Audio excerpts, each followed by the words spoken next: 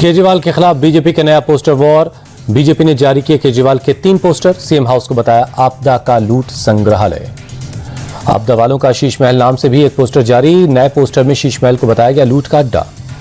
CM house के बाहर धरने पर बैठे संजय सिंह और सौरभ भारद्वाज, दोनों नेताओं की पुलिस से हुई नोकझोंक।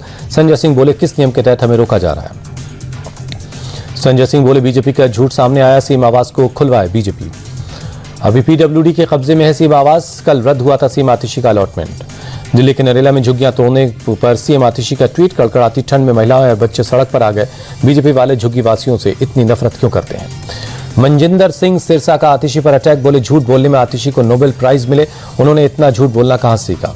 बीजेपी उम्मीदवार प्रवेश वर्मा का सीएम आतिशी पर पलटवार। बोले सीएम की कुर्सी पर भी नहीं बैठ सकती आतिशी। केजरीवाल ने उन्हें अपने घर में घुसने से मना कर दिया, उनका दावा पूरी तरह से गलत है। दिल्ली चुनाव को लेकर बोले यूपी कांग्रेस अध्यक्ष अजय राय, दिल्ली में कांग्रेस मजबूत हालत में है। केजरीवाल ने दिल्ली की जनता को सिर्फ ठगा है। दिल्ली के रोहिणी से बीजेपी उम्मीदवार विजेंद्र गुप्ता का दावा, दिल्ली के लोग इस बार बदलाव के मूड में हैं। रोहिणी विधानसभा को सड़क निर्माण का बजट नहीं मिला। दिल्ली विधानसभा चुनाव को लेकर बोले बीजेपी नेता हरीश खुराना, दिल्ली में बीजेपी की बड़ी जीत होगी, जनता को आपदा से मुक्ति मिलेगी। दिल्ली चुनाव पर बोले हरियाणा के मंत्री अनिल विज, दिल्ली में बीजेपी की जीत पक्की है, पीएम मोदी ने राजनीति की दिशा बदली। दिल्ली में चुनाव की तारीख घोषित होने के बाद आचार संहिता लागू, गीता कॉलोनी से पोस्टर और होर्डिंग्स हटाए गए। दिल्ली में 5 फरवरी को होगा मतदान। पूर्व राष्ट्रपति प्रणब मुखर्जी की समाधि बनाने के लिए राष्ट्रीय स्मृति परिसर में इस जगह को मिली मंजूरी। राजघाट परिसर का हिस्सा है राष्ट्रीय स्मृति। प्रणब मुखर्जी के नाम स्मारक की जगह दिए जाने को बीजेपी के नेता शहजाद पूनावाला ने तारीफ की।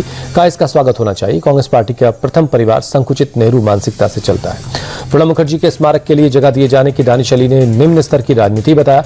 लिखा उसी जगह पर मनमोहन सिंह के लिए जगह मांगी जा रही थी। एक देश एक चुनाव पर जेपीसी की पहली बैठक। कमेटी के अध्यक्ष पीपी चौधरी, बासु स्वराज, प्रियंका गांधी समेत कई सदस्य शामिल हुए।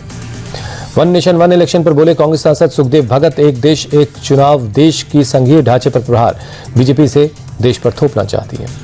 सीएम नीतीश कुमार की प्रगति यात्रा पर आरजेडी का नया पोस्टर। प्रगति यात्रा को बताया दुर्गति यात्रा।